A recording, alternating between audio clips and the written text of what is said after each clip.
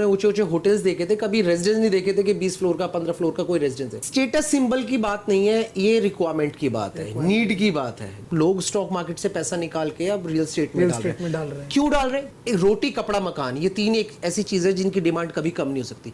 Real estate का are भी नहीं पता था मुझे। पास्ट में कुछ ऐसे बिल्डरों ने पंगे किए हैं, कुछ ऐसे बिल्डरों ने स्कैम किए हैं।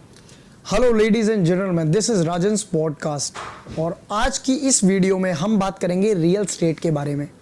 किसको इन्वेस्टमेंट करनी चाहिए, क्योंकि रियल स्टेट तो एक ऐसा प्लेटफॉर्म है जिसमें हर किसी को इन्वेस्टमेंट करनी चाहिए। ये पॉडकास्ट एक ऐसे व्यक्ति के बारे में, एक ऐसी पर्सनैलिटी के बारे में जिनका नाम है मिस्टर रोहित बाबरा। वो is a founder of this company Infabric. तो इनसे हमने पूरा प्रॉपर ये पॉडकास्ट किया है। इसमें नॉलेज है, इन्फॉर्मेशन है और कैरेक्टर्स हैं कि कैसे आपको कब इन्वेस्टमेंट करना चाहिए और क्या इसका टाइम होता है, क्या रेरा होता है कमर्शियल बिजनेस में, कमर्शियल में कितना आपको प्रॉफिट होगा और आपको रेजिडेंशियल में कितना प्रॉफिट होगा। ये सारी इन्फॉर्मेशन सिर्फ इस सिंगल पॉडकास्ट में है। सेफेस्ट इन्वेस्टमेंट कब करनी चाहिए, किस पॉइंट पे जाके, क्या एज पॉइंट्स हैं, स्कैम क्या होते हैं और चाइना में 90 दिन में बिल्डिंग जो बन के तैयार होती है उसके पीछे का क्या रहस्य है, क्या सीक्रेट्स है। हम सारी इस सिंगल वीडियो के अंदर सारे रहस्य और सीक्रेट्स को खोल के रख देंगे सिर्फ आप लोगों के लिए। और वीडियो को एंड तक प्लीज देखिएगा। लाइक, सब्सक्राइब, शेयर आप पहले से कर दो, क्योंकि ऐसी और भी इंफॉर्मेटिव वीडियोस आपके पास आती रहेगी। चलते हैं, पॉडकास्ट को शुरू करते हैं। Welcome to Rajan's podcast guys. आज की इस वीडियो में हम रियल स्टेट के बारे में बात करेंगे। देखेंगे कि 20s के जो टीनेजर्स होते हैं व्हाई शुड दे इन्वेस्ट, और जिनके पास अच्छी इन्वेस्टमेंट होती है कई बार वो भी कैसे फ्लॉप हो जाते हैं। चाइना के बारे में बात करेंगे, 90 दिन के अंदर बिल्डिंग बना के तैयार कर देते हैं। तो बहुत सारी और भी चीज़ें हैं, इन्फॉर्मेशन मिलेगी, नॉलेज मिलेगी और आप एक स्मार्टली, वाइजली इन्वेस्ट कर पाएंगे। तो वेलकम रोहित बाबरा सर को इंट्रोड्यूस करते हैं। Having me here. तो सर की कैसे जर्नी स्टार्ट हुई उस पर थोड़ा सा बात करेंगे। कैसे डाउन टू अप सर आज उठे हैं। इन्फाब्रिक इन्होंने कंपनी खोली है और डायरेक्टर भी हैं सर, फाउंडर हैं खुद के। तो कैसे इन्होंने इस कंपनी को इस मुकाम पे लेके आए उस पर भी बात करेंगे, ताकि आप लोग भी जो अपनी लाइफ में चाहें उसको बढ़ा सके, कर सके। तो सर आपने एक YouTube चैनल भी खोला था बहुत टाइम पहले। मैं स्टार्टिंग से इस जर्नी को बताता हूँ।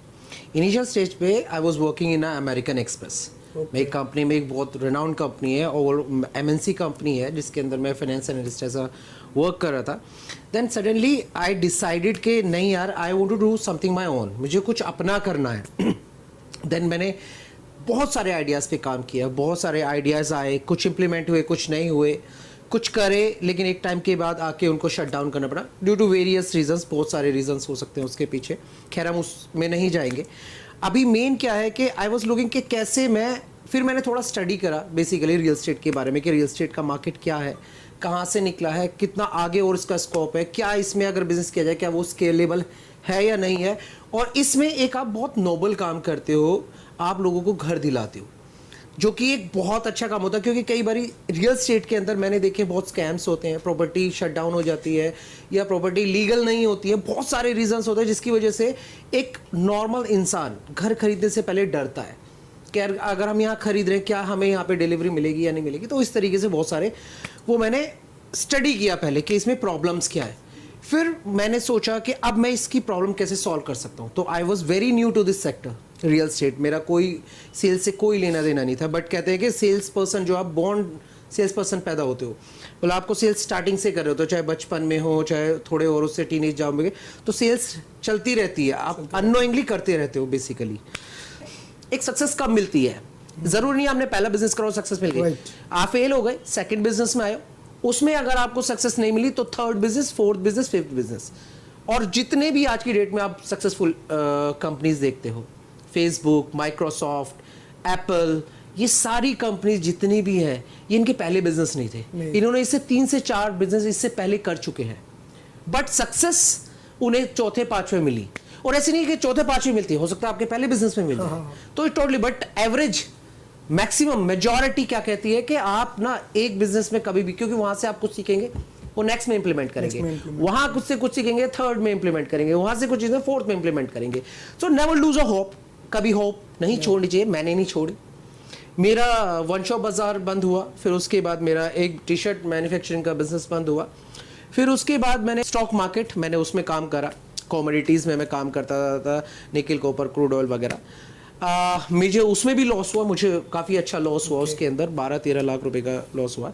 And I never borrowed money from my parents. I have always invested my own money which I have earn, वही मैंने इन्वेस्ट करा है.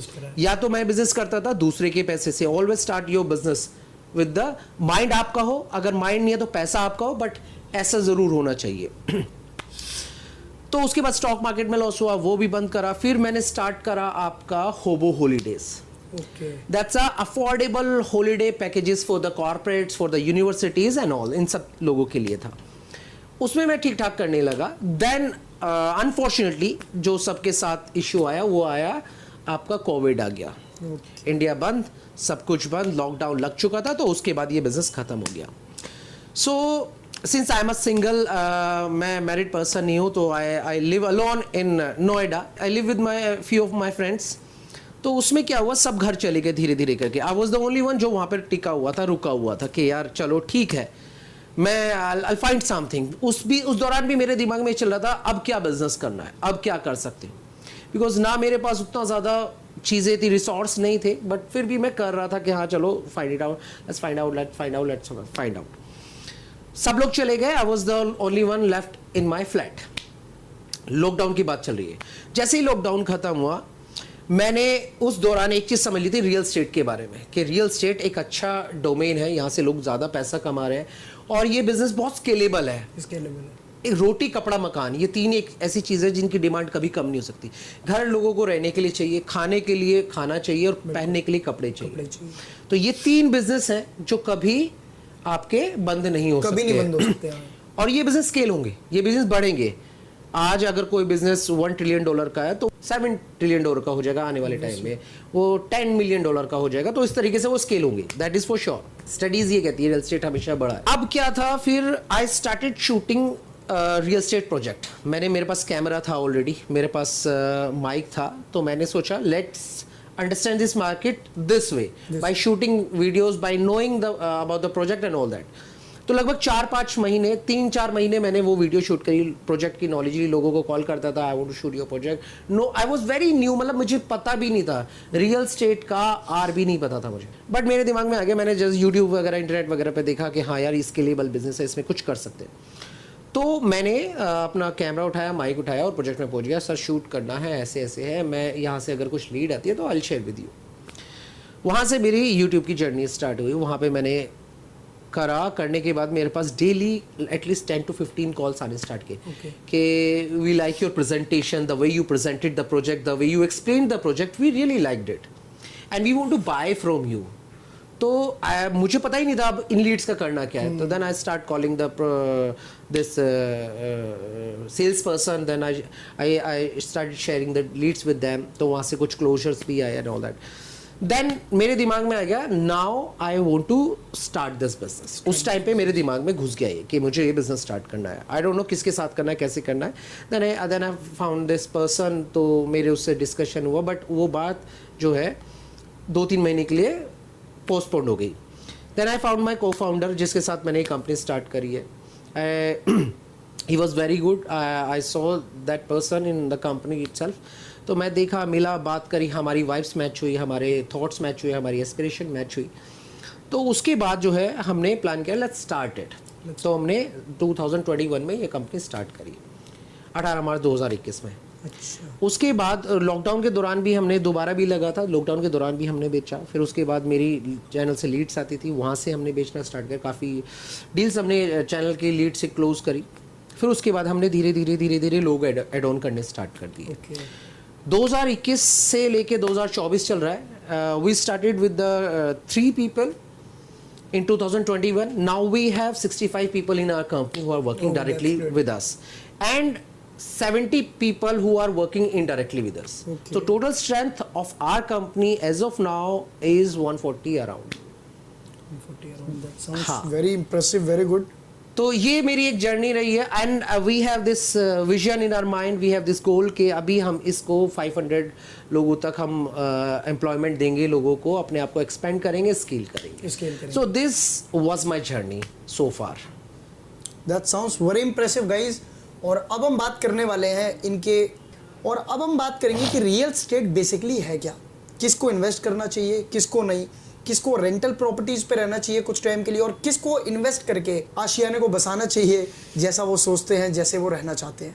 Please sir, hands to you. देखिए क्या होता है रियल स्टेट के बारे में, सबसे पहले हमें ये जानने की ज़रूरत है कि ये एक वोलेटाइल मार्केट नहीं है। वोलेटाइल मार्केट का मतलब है जैसे कि स्टॉक मार्केट होता है, कभी अप कभी डाउन, कभी कुछ, यू नेवर नो कि कल कहाँ स्टॉक होंगे, कल क्या प्राइस होगा, कल क्या होगा। बट ये मार्केट जो है ना बहुत स्टेबल है।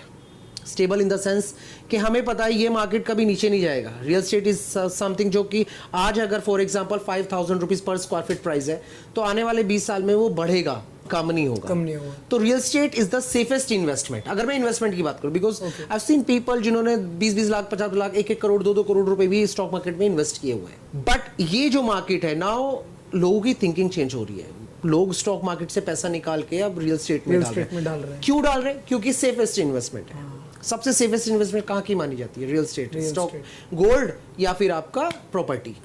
रियल स्टेट जिसे बोलते। गोल्ड भी अब थोड़ा सा कभी बढ़ता है, कभी कम होता है, कभी बढ़ता है, फ्लक्चुएट होता है, बट रियल स्टेट नहीं होता है।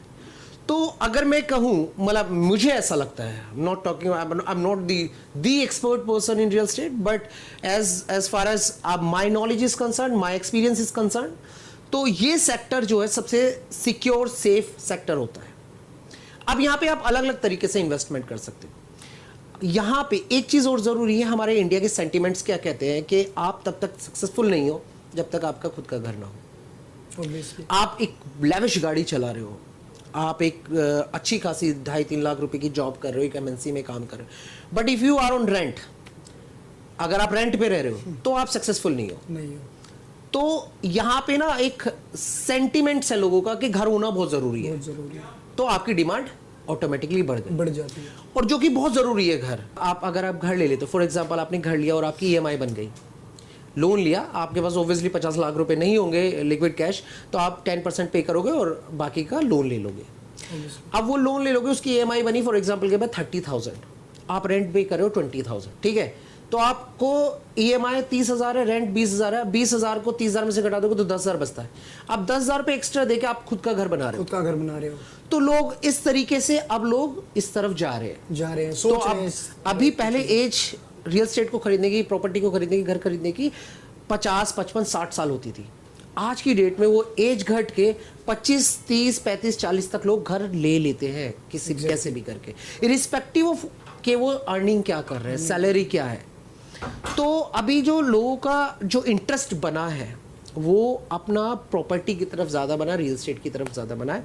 लोग अपना पैसा अब ज़्यादा उतना स्टॉक मार्केट में नहीं करते, एज आई सेड बिफोर कि वो वॉलेटाइल मार्केट है, और यहाँ से इतना अप्रिशिएशन हो रहा है। और आने वाले टाइम में आज आप जो देख रहे हैं, आज जो आपको 30 फ्लोर, 40 फ्लोर, 50 फ्लोर्स की बिल्डिंग जो दिखती है, वो आने वाले टाइम में वो 100 फ्लोर, 150 फ्लोर्स की हो जाएंगी, क्योंकि पॉपुलेशन घट नहीं रही है, इंडिया की पॉपुलेशन बढ़ ही रही है। पॉपुलेशन बढ़ेगी तो डिमांड बढ़ेगी, क्योंकि घर चाहिए, क्योंकि सेंटिमेंट्स ऐसे हो चुके हैं इंडियंस के स्पेसिफिकली कि नहीं, हमें अपना खुद का घर होना चाहिए।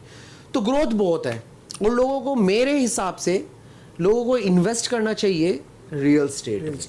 आप 25 के हुए नहीं, अभी कुछ ऐसी वेबसाइट्स हैं जहाँ पे आपको, अगर आपके पास 50 लाख रुपए नहीं है इन्वेस्टमेंट करने के, या आपका सिविल अच्छा नहीं है, आपको लोन नहीं मिल पा रहा, तो ऐसी वेबसाइट्स हैं जहाँ पे आप 5-5 लाख, 3-3 लाख रुपए आप इन्वेस्ट करो, वो एक पूल बनता है।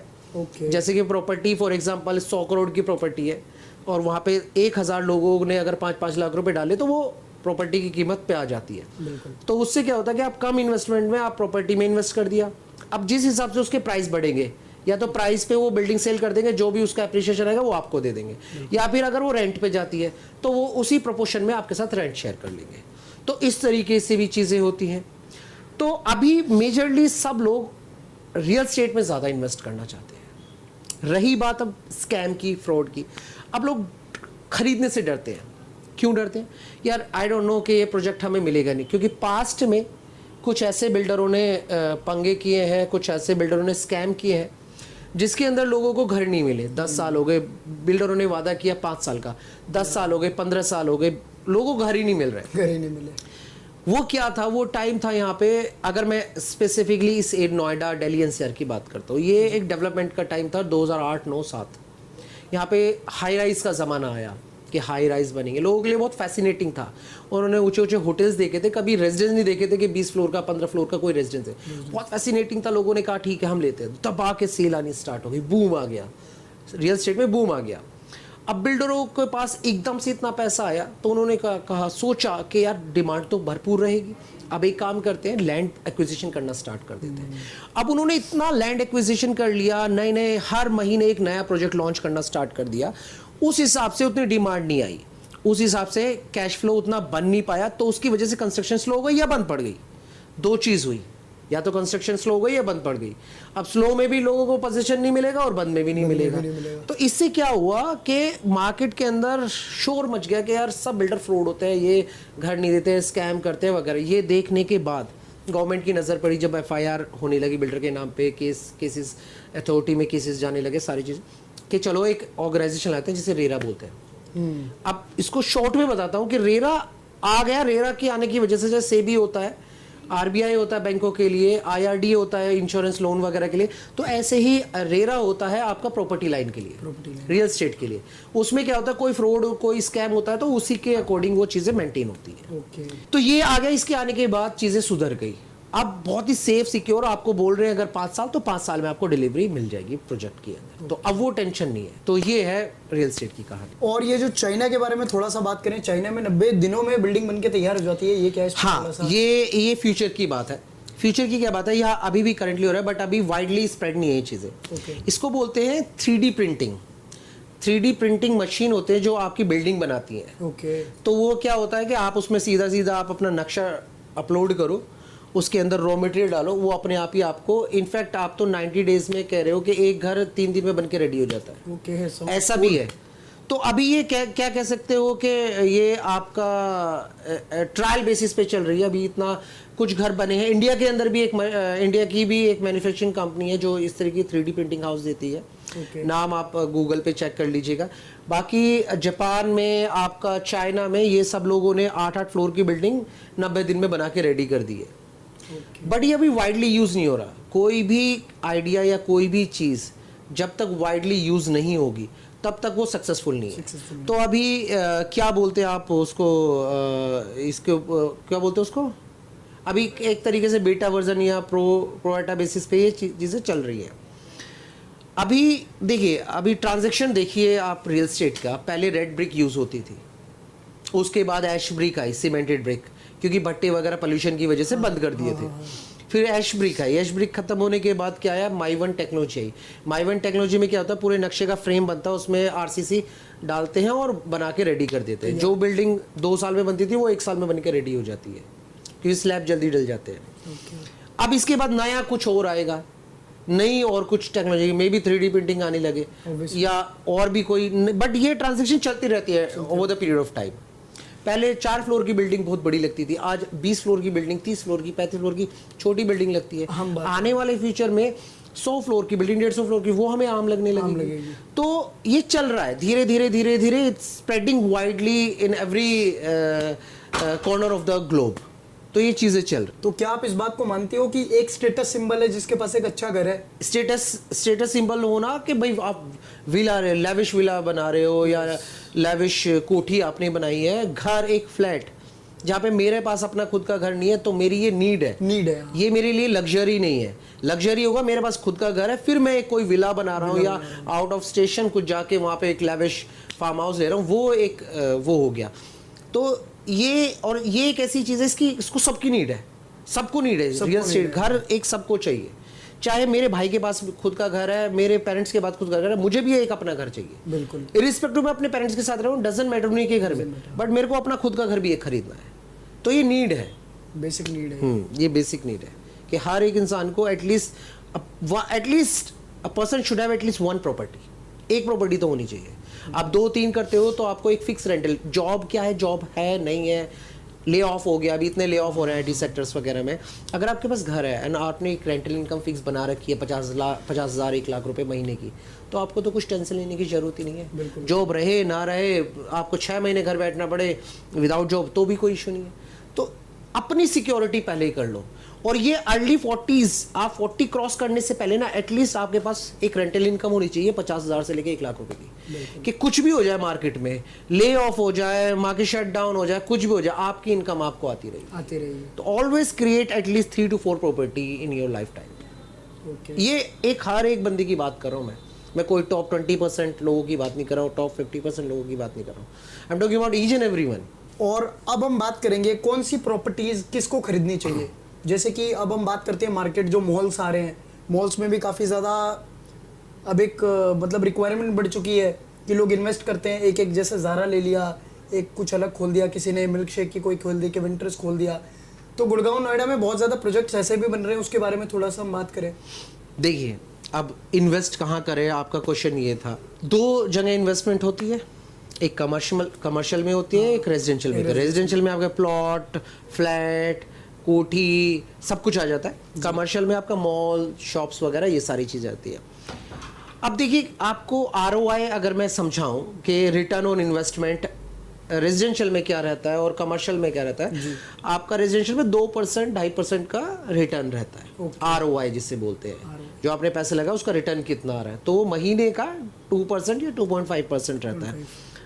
कमर्शियल के अंदर वो परसेंटेज आपका चला जाता है लगभग 5 से लेके 6, 7, 8% तक का भी आपको ROI मिलता है। बट घर आप कहीं भी मिले, कैसे मिले, आपको ROI ये आना ही आना है। कमर्शियल का थोड़ा सा मुझे ऐसा लगता है कि अगर आपने राइट जगह नहीं खरीदा है तो हो सकता है वो आपको ROI उतना ना दे। तो हमेशा कभी भी ROI अच्छा चाहिए तो always find a good property to invest. Always find a good consultant जो आपको कंसल्ट करे, आपको बताए कि इस प्रॉपर्टी में नहीं, इस प्रॉपर्टी में आप लें तो यहाँ पे आपको फिक्स्ड ROI आएगा, या बाद में फ्यूचर में कोई चैलेंजेस नहीं आएंगे। ऑलवेज रिमेंबर, ये बहुत छोटी छोटी चीजें होती है। लोग ना थोड़े बहुत पैसे के चक्कर में ना they want to connect directly to the builder कि यार मैं खुद खरीद लूंगा उससे जाके। हाँ, छोटे मोटे कुछ थोड़े ब्रोकरेज वगैरह ये सब निकल बचाने के लिए या कंसल्टिंग फी बचाने के लिए they want to bypass this consultant. But वो हमेशा आपको ना, अगर एक अच्छा और एक रिलायबल और एक अच्छी कंपनी के थ्रू आप कोई प्रॉपर्टी सर्च करते हैं या हंट करते हैं या बाय करते हैं, तो they will take care of each and everything. I am from this sector only, but मैं ये नहीं कह रहा आप मुझसे अकेले, मैं कह रहा हूँ किसी से भी। You are watching this video every corner of our country, आप कहीं से भी देख रहे होंगे इस वीडियो को। मेरा पॉइंट ये है कि find the good company, find the good people and invest with them. उनके साथ उनको पता है मार्केट का कि ये वाला कमर्शियल चलेगा, चलिए ये वाला रेजिडेंशियल में आपको ROI क्या आएगा, या ये वाले रेजिडेंशियल में आपको फैसिलिटीज क्या मिलेंगी। तो always buy a property from a good real estate consultant, ये मेरा रिकमेंडेशन रहेगा। तो वो हम कैसे मतलब सर्च कैसे करें, अगर कोई एक जेन्युइन ऑथोराइज्ड, हम कैसे पता लगाएं कि ये बंदा जेन्युइन है या ये ऑथोराइज्ड? बिल्कुल जी, देखिए, एक होते हैं इंडिविजुअल कंसल्टेंट होते हैं कि, या आप ब्रोकर कह सकते हो। एक होती है कंपनी, पूरी एक अपना कॉर्पोरेट कल्चर के साथ कंपनी चलती है, सारे ड्यू डिलिजेंस करते हैं बिफोर सेलिंग एनी प्रोजेक्ट। वो ड्यू डिलिजेंस करते हैं, बिल्कुल। वो आपको देखते हैं, वो देखते हैं कि आपकी रिक्वायरमेंट कहाँ मैच हो रही है, आपको क्या चाहिए, आपको आप एंड यूज़र हो, आप इन्वेस्टर हो, आपको आसपास की लोकेलिटी कैसी चाहिए।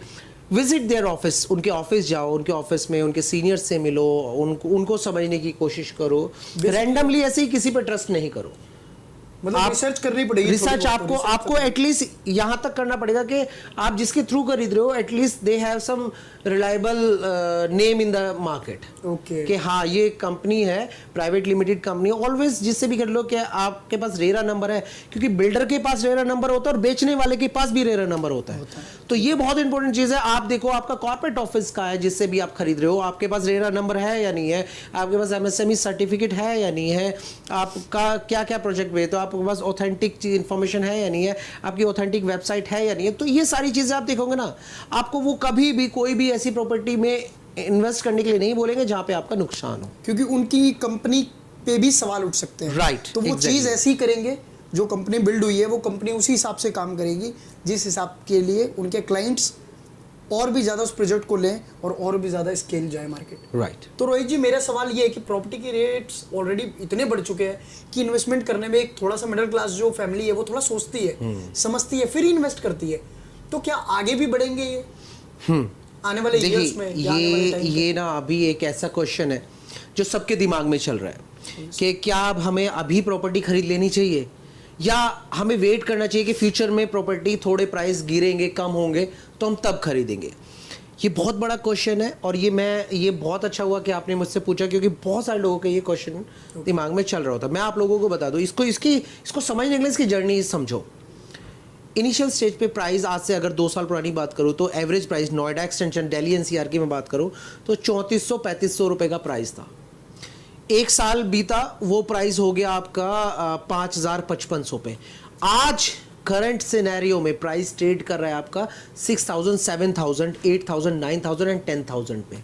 अंडर कंस्ट्रक्शन प्रॉपर्टी की मैं बात कर रहा हूँ। एवरेज प्राइस अगर मैं देखूँ तो 8000 से लेके 10,000 पे सेल हो रहे हैं property under construction, ready to move नहीं, अंडर कंस्ट्रक्शन। अब आपको लग रहा होगा कि यार ऑलरेडी 3000 से मार्केट उठी थी और ये आज 8, 9, 10,000 पे आ गई है, क्या ये और ऊपर जाएगी? क्या इसका प्राइस आने वाले समय में जो अभी अंडर कंस्ट्रक्शन या प्री लॉन्चिंग पे है 13, 14, 15, 16,000 तक पहुंचेगी ये मार्केट? तो मैं कहता हूं कि डेफिनेटली पहुंचेगी। नोबडी वुड हैव इमेजिन्ड कि नोएडा एक्सटेंशन, सेंट्रल नोएडा में जब प्राइस होते थे आपके 8-9 हज़ार, तब नोएडा एक्सटेंशन में उसके आधे रेट पे प्रॉपर्टी बिकती थी। आज नोएडा एक्सटेंशन और आपका सेंट्रल नोएडा दोनों के प्राइस सेम है। तो आप इमेजिन कर सकते हो कि आने वाले टाइम में, और ये मेरी रिसर्च कहती है कि अभी जो प्राइस जाएंगे 13, 14, 15, 16,000 तक जाएंगे। ये भी कोई लग्जरी वाले प्राइस नहीं है। लग्जरी वाले प्राइस तो 16-17,000 से स्टार्ट होते हैं और वो 40-50,000 तक जाएंगे। ये रेडी टू मूव इन वाले नहीं है, ये अंडर कंस्ट्रक्शन वाले हैं। तो मैं आप लोगों को बता दूं कि अगर आप वेट कर रहे हैं कि अभी और कुछ टाइम रुक जाएं तो प्रॉपर्टी के प्राइस कम हो जाएंगे, तो ये गलतफहमी है। 2028 तक प्राइस ऊपर ही जाएंगे। 2028 के बाद प्राइस स्टेबल होगा, वहीं रुकेगा कुछ समय के लिए, फिर दोबारा पुश लेगा। तो जिनके भी डिसीजन बन रहे हैं, जिनके भी दिमाग में है यार प्रॉपर्टी मुझे आज खरीद लूँ या नहीं खरीदूँ, तो मेरा रिकमेंडेशन यही रहेगा कि आप जाओ और प्रॉपर्टी खरीदो, क्योंकि फिर प्रॉपर्टी आप 1 साल बाद बोलोगे यार उस टाइम पे भी खरीद लेता तो ज़्यादा बेटर रहता। और हर किसी की फैमिली में एक ना एक बंदा ये कहता बस सुनेगा, यार यहाँ हमने अगर लैंड लेते तो मज़ा आ जाता, इस घर में अगर खरीद लेते तो आज इसके 3 प्राइस हो गए हैं। तो वो गलती आप ना करो, अपने पुराने लोगों से सीखो और आज ही इन्वेस्ट करो। हाँ, हम ये नहीं कह रहे कि यहाँ पे इन्वेस्ट करना जरूरी हमारे साथ नहीं, कहीं पे भी जहाँ पे आपको सही लगे वहाँ आप इन्वेस्ट करो। बट इन्वेस्ट करना बहुत ही ज़्यादा ज़रूरी है। वाइजली इन्वेस्ट करो, स्मार्टली इन्वेस्ट करो, जैसा कि सर ने बताया। रिसर्च करो पहले मार्केट की, ये देखो कंपनी के पास एरा कितने हैं, और इन सबको मद्देनजर रखते हो मतलब इसको पूरा प्रॉपर तरीके से फोकस करो। 2-3 कंपनी के विजिट्स करो, रुक के आराम से सलाह मशवरा लेके तभी कोई प्रॉपर्टी को खरीदो, ताकि आप स्कैम से बचे रहो। अब जब हमारे साथ प्रॉब्लम, जब हम डिसीजन नहीं ले पाते, वो डिसीजन ना लेने का रीज़न मैं आप लोगों को बताता हूँ। हम क्या करते हैं, मल्टीपल लोगों के साथ बात करते हैं। हम इस कंसल्टेंट से बात कर रहे हैं, इस कंसल्टेंट, ये कंसल्टेंट, वो कंसल्टेंट, हम 4-5 से बात करते हैं ताकि हम थोड़ा प्राइस में थोड़ा नेगोशिएट कर पाए। But let me tell you one thing, जब हम 5-6 लोगों से बात करते हैं ना, तो वो 5-6 लोग क्या आपको कमिटमेंट दे रहे हैं, क्या नहीं दे रहे हैं, और आपको कंफ्यूजन अलग होती है क्योंकि हर कोई वहां आपको बाय करने के लिए ज्यादा पुश करेगा कि जहां पे उसको ज्यादा इंसेंटिव आ रहा होगा, क्योंकि आपसे तो इंसेंटिव वो लेंगे नहीं। तो प्रॉब्लम यहीं पे आती है कि हम लोग इस चक्कर में कंफ्यूज हो जाते हैं और जल्दबाजी में कहीं ऐसी जगह डिसीजन लेते हैं जहां में नहीं लेना चाहिए था। तो मेरा रिकमेंडेशन ये और रहेगा कि ऑलवेज फाइंड वन पर्सन और उससे बोलो कि this is my requirement and you have to do it on behalf of me. जी बस यही चाहता हूँ मैं ऐसा हो। सो इस वीडियो में इतना ही। बाकी रियल एस्टेट के और पॉडकास्ट को देखने के लिए हमारे चैनल को सब्सक्राइब करें, और सर का मैं वेबसाइट और मेंशन इनका कॉन्टैक्ट नंबर दे दूंगा पर्सनल। मैं ये नहीं कह रहा आप इनसे प्रॉपर्टी खरीदो, not I am gonna sponsorship and all, but मैं सिर्फ ये कहूँगा कि आप एक व्यू लो, क्योंकि आज नहीं तो कल देखो सबको बेसिक नीड है। मुझे भी कल को घर खरीदना है, 1-2 साल में मुझे भी एक बेटर इन्वेस्टमेंट करनी है। ऑब्वियसली मैं सर से ही लूँगा क्योंकि ट्रस्टेड है और बहुत साल से मुझे जानते भी, 8-10 साल से कनेक्शन है। तो मैं सिर्फ ये कहूँगा कि इस रिलेशनशिप को, जो फैमिली रिलेशनशिप है हमारा, वो तो एक अलग चीज़ है, पर्सनल है, बट आपको नंबर दे दूंगा जिससे आप सिर्फ एक आइडिया ले सको। मैं ये नहीं कह रहा आप खरीदो, एक आइडिया में क्या होगा, आपको मार्केट के बारे में थोड़ा सा पता लगेगा। क्या पता आपकी एक इन्वेस्टमेंट आपकी पूरी लाइफ को बदल के रख दे। That's all in this video. Thank you so much Thank for you. giving your Thank pleasureless time. Thank you. Nice to talk to you, sir. Same here. Same. Guys thank you so much इस video को पूरा last तक देखने के लिए।